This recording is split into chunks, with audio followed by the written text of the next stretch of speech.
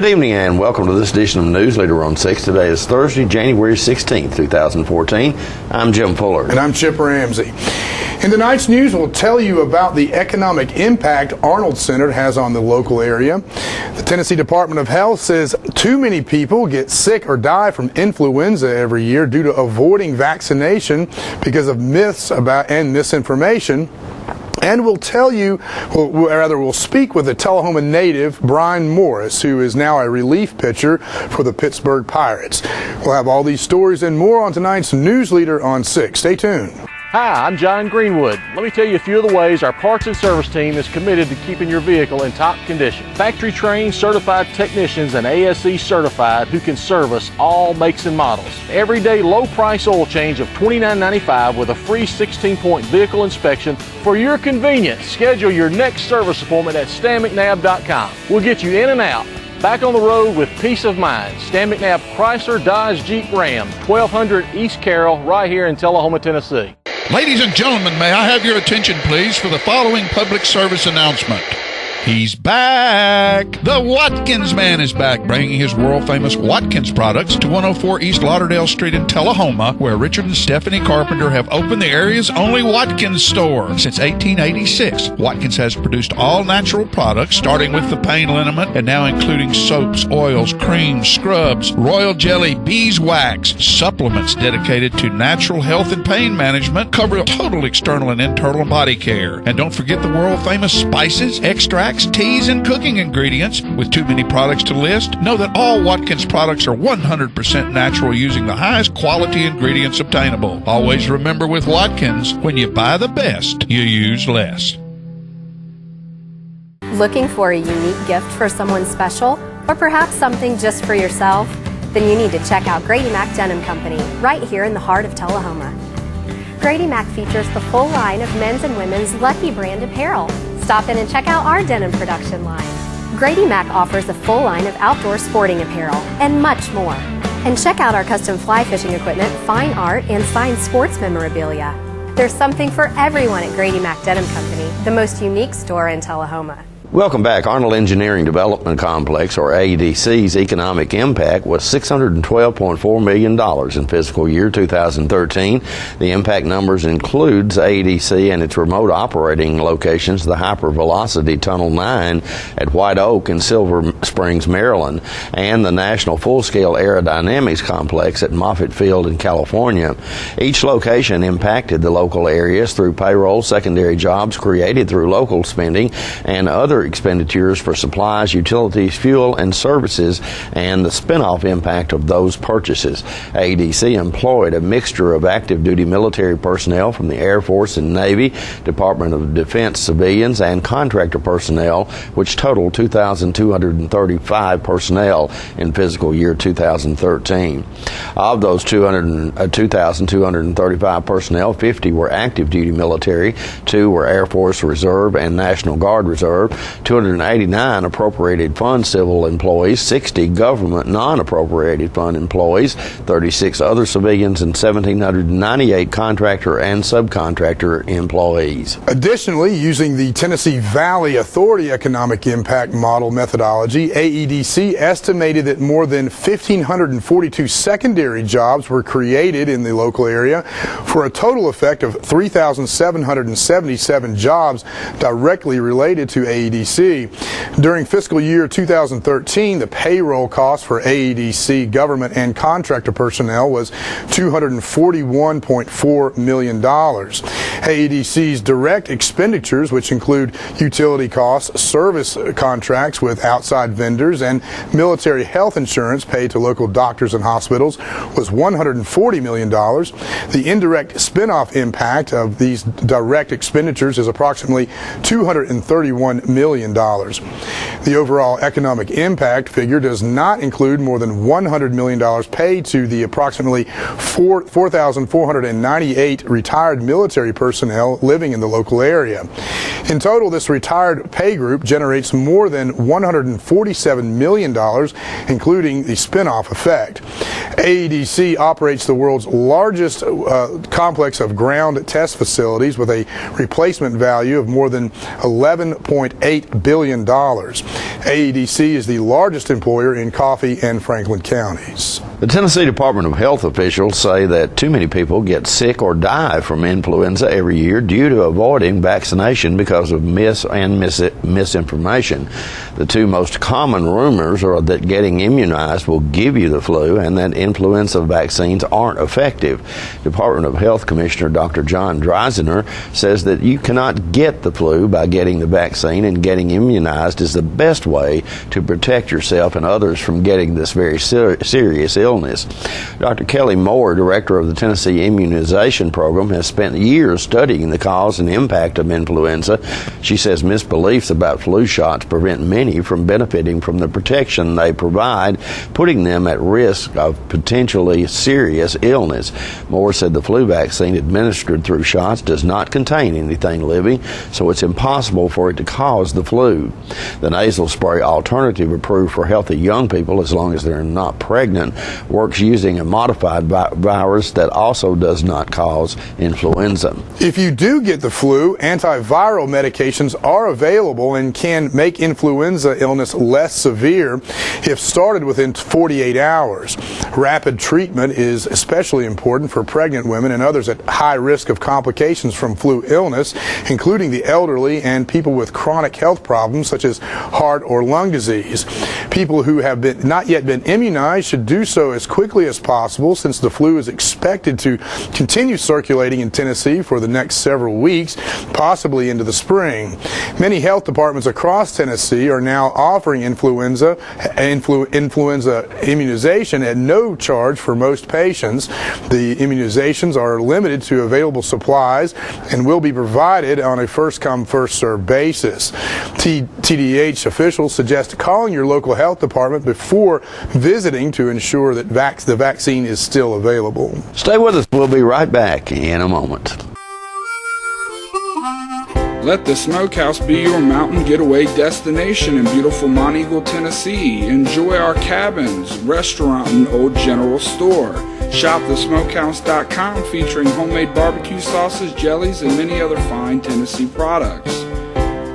Our live Music on the Mountain series features some of the best local and Nashville talent every Friday and Saturday night, 6:30 p.m. No cover, kids welcome. When you're running late headed to that sporting event or horse show and hungry but need gas, you don't have to choose which to get. Just stop at any Quick Mart, where gas prices are normal and the food is outstanding. Burgers, fries, salads, sub sandwiches, chicken strips, egg rolls, even pizza can be picked up while the gas is pumping. Stop by any Quick Mart today and not only save time, but enjoy some good cooking, southern hospitality, and prices you can live with. To rid yourself of body pain, stiffness, and stress while increasing circulation, visit the Balance Spa in Shelbyville at 731 North Main Street, or have them visit you at your office for a chair massage. Simon Cow and Maria Keys Gammon give a professional full-body foot or chair massage that makes you feel like new. Call owner Linda Hackle Brown at 931-639-4885 to set your appointment today. Welcome back. Tonight we bring you part 2 of Tom Corrington's interview with State Representative Judd Matheny. In this segment, the Representative Matheny talks about the state's commitment to technology schools. Let's watch. Vocational ed, which they may have a new term for it now, but we had a little flurry of interest and activity a year or so ago because we were not training people to the technical level required for the jobs that are coming up. We got jobs that they can't fill. Yes, sir. And that, of course, is a money problem, always is. But is anything going on there? We're not funding the vocational. What do we call them? the regional schools. Technology centers. Technology centers, right. the technology centers, I believe, are starting to catch up with the times as far as equipment and curriculum. But what we've seen is traditionally in our high schools, there's not everybody's geared to go to college. We've always said that, and we've tried to amplify that. I think the state for about a decade ignored those warnings and went straight for the 2-year and 4-year degree only. And now we've seen that it still seems to be true what we initially thought. So there is a resurgence on the technology centers, and also getting back to the juniors and seniors in high school to do two things. Number one, prepare them for an actual skill. So when they are 18, if they choose to enter the workforce directly, they have more skills that are needed out here, and also the dual enrollment, not only for math and science, but also for manufacturing and technological issues. So we're seeing schools like Central High School in Manchester, for example, is actively involved in pursuing a mechatronics type program like Motlow College is working on. And I know there's been a lot of discussions between Motlow and Coffee County Central High School and the Manchester Chamber of Commerce and also the Manchester Industrial Board. They have a consortium that's been put together, and they're raising money for things such as 3D printers, mechatronics equipment to put actually in the schools themselves. And I do know they have an operational 3D printer in Central High School that I visited not too long ago, and it's pretty amazing. The printer is actually making itself. And so not only the kids can get in there. The printer's making another printer. The printer's making another printer, yes.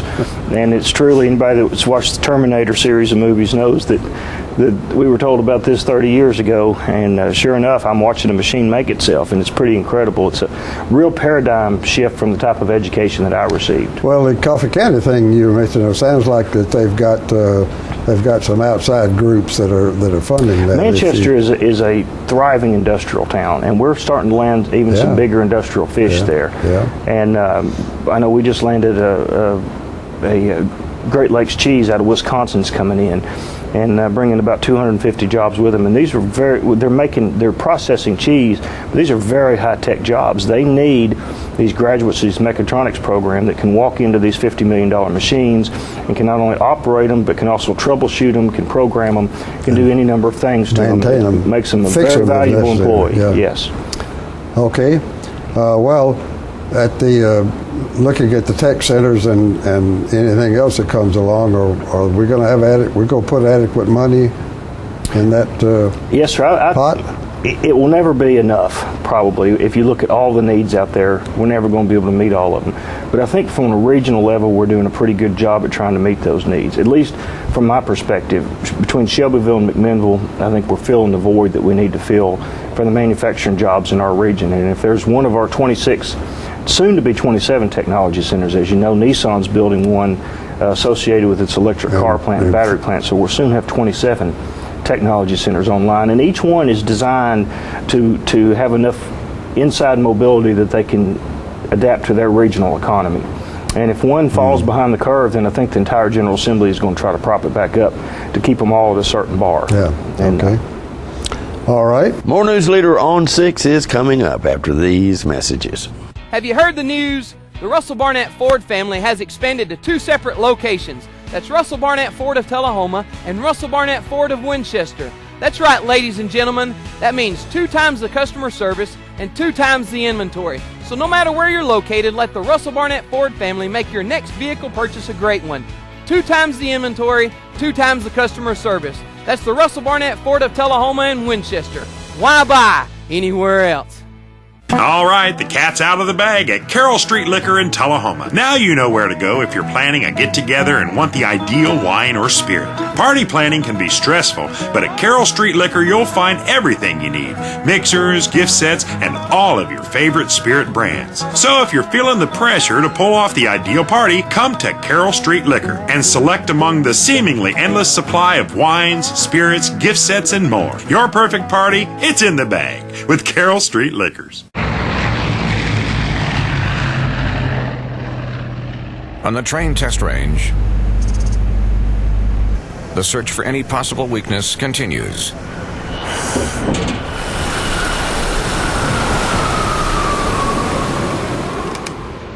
It's hard to stop a train. Really hard. Train, the most reliable for a reason.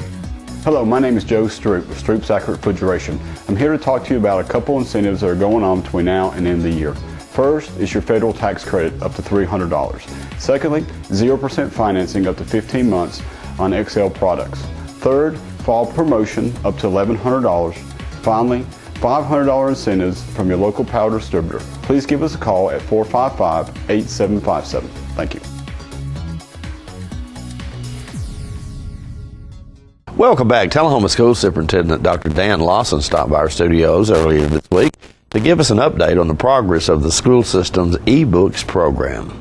Let me give you a status report on where we are with eBooks. I've got a group of about 10 teachers who right now are involved in writing curriculum.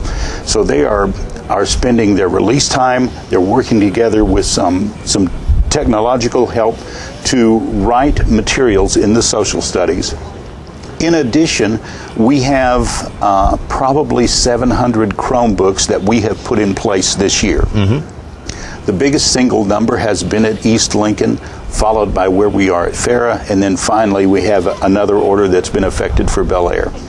We think the real advantage to that is that we have children with a 2.5-pound textbook, which is a nice advantage, but we add to that the issue of filtered access to the internet wherever the children go, and as they're looking at research material, they do it on their Chromebook. As they're looking at a tool to provide their homework, they type it on their Chromebook. It is the access point to the internet and the access point to their school experience. Certainly, as we look at wanting to upgrade materials, we make that upgrade in one spot, we push it out almost instantaneously, and we have the most up-to-date textbook materials for our kids that's available anywhere. We're in the first phase of that. We think it's going to take about 3 years to make it happen. It's going to take a lot of money, and it's going to be a sustained long-term effort, but we certainly think it's going to be worthwhile. And the feedback that we're getting from the kids today has been terribly positive. It suggests that everyone now has access, and it provides a great deal of equity in terms of educational resources that we didn't have 2 or 3 years ago. Now, we've had some wonderful partners.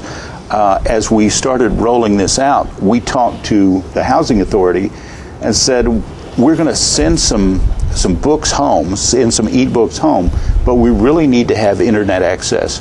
Jim Rock and his group have been very excited about our vision, bought into that, and have provided Wi-Fi access.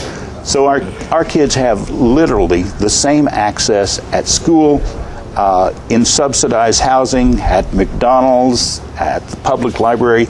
Any number of resources in the city have been available, and all are terribly excited about this transition. So everybody's going to get one of these. It doesn't matter if you're a little bit economically challenged or whatever. You're providing one to all these students. Is that correct? Our vision has been, in fact, that the most positive part of this is going to be to make a real inroad in parts of our community that don't have the same resources as others. So we began at East Lincoln Elementary, where, excuse me, about 9 out of 10 kids are on free and reduced lunch. Right.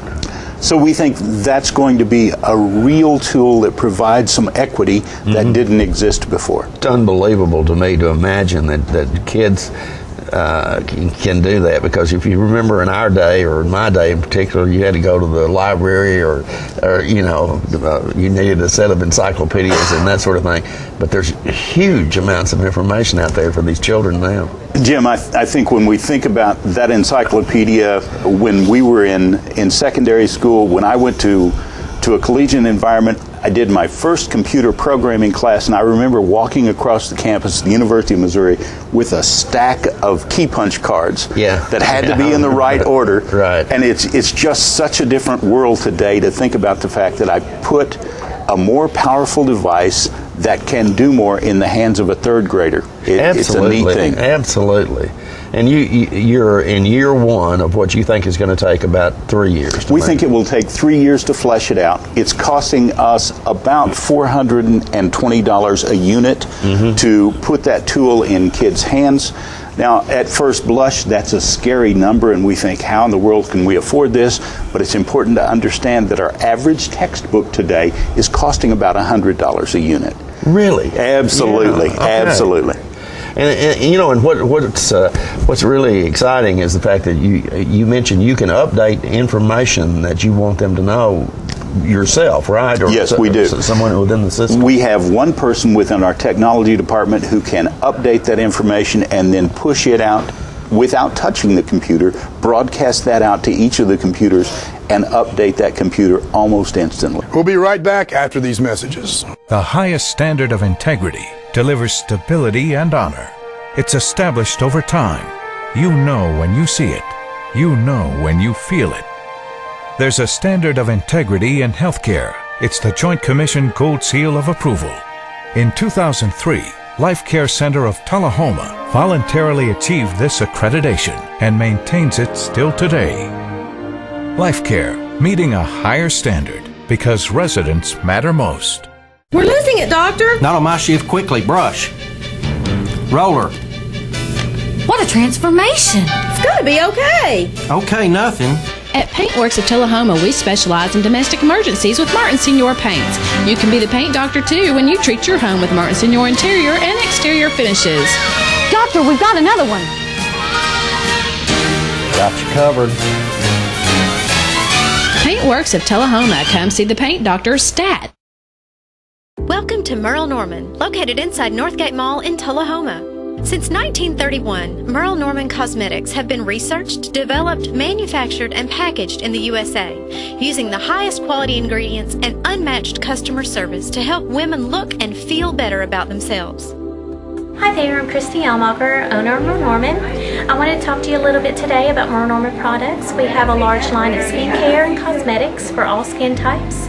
Merle Norman's motto is try before you buy, so we'd love for you to come in, talk to us about your concerns, try the products, and we want you to feel good when you leave here, so we hope to see you soon. Want to feel good in your skin? Visit Merle Norman in Northgate Mall, Tullahoma. Welcome back. John Gray and I had the opportunity to speak this week with former Tullahoma High School and Motlow State baseball star Brian Morris, who is now in the major leagues with the Pittsburgh Pirates. You've I think just completed your first full year with the Pittsburgh Pirates, but I want to take us back a little bit to when you graduated from Tullahoma High School. You got an offer from, I think, Tampa Bay, or you got an offer from Tampa Bay, and you turned that down and went to Motlow. Yeah. That had to take a lot of guts to be able to do that. I mean, what was your motivation there? It was definitely a hard decision because I wanted to go and play, but my dad was coaching at Motlow, and he told me that I needed an extra year to continue to get a little better, get a little bit stronger. Mm-hmm. He wanted a year with me under his wing to learn the game a little more, and fortunately it worked out better. So I was going to ask you. It seems that's really worked out well for you. It did. Along the way, you spent some time in the minors. You had an injury. Tommy had to have Tommy John surgery. September 28th, 2006, surgery day. So. That had to be a pretty traumatic experience for you. That was not fun. That was my first season playing professional baseball. I was in my first year in minor league baseball. Halfway through the year, I hurt my elbow, and so I had to have surgery, and I missed all of 2007. Mm-hmm. That was the longest year of my life. Being down in Florida, away from family, not getting to play baseball, just trying to get healthy. So that definitely was a tough year for me. I guess I hadn't thought about it, but you didn't just get to come home after you had the surgery. No, you had to stay there in rehab. Well, luckily I had surgery in September, so I got to come home for about a week or so, and went down for Florida for a month. And I spent 2 months at home, and then January of 2007, I went down to Florida, and I was there until September. Oh my goodness! Yeah. Was there a lot of apprehension when you got to where you could throw again? Do I still have it? Can I still do it? there was definitely some nerves, and I was nervous to see what was going to happen. But the more I got into it, and the more I got to start throwing again, everything that all just went away. So because I could see the results coming back, so that made it easy for me. You absolutely dominated in high school and college. Was there a transition when you went pro? Were the hitters a little bit better? And yeah, if you think about it, when you're in high school and you're a senior, you're not just facing guys your age. You're facing guys that could be a freshman, sophomore, junior. So you could be facing a 14-year-old when you're 18. So in my case, those age players probably got dominated just because of the age difference. Right. Because I would have got dominated if I was 14 facing. College, I still had a really good year in college, and there's a lot of guys my age or older. But pro ball is a lot different because everybody that's in pro ball was the best player on their team pretty much. So it's you're not facing the 14-year-old freshman anymore. You're facing the guys that were dominating when they were in high school. So you're facing every high school's best player pretty much. Brian, I want to bring up this last year's run. What in the world is it like to be? The Pirates had an incredible run this last year, and you're working out of the bullpen, the best bullpen in Major League Baseball. What was that like for you?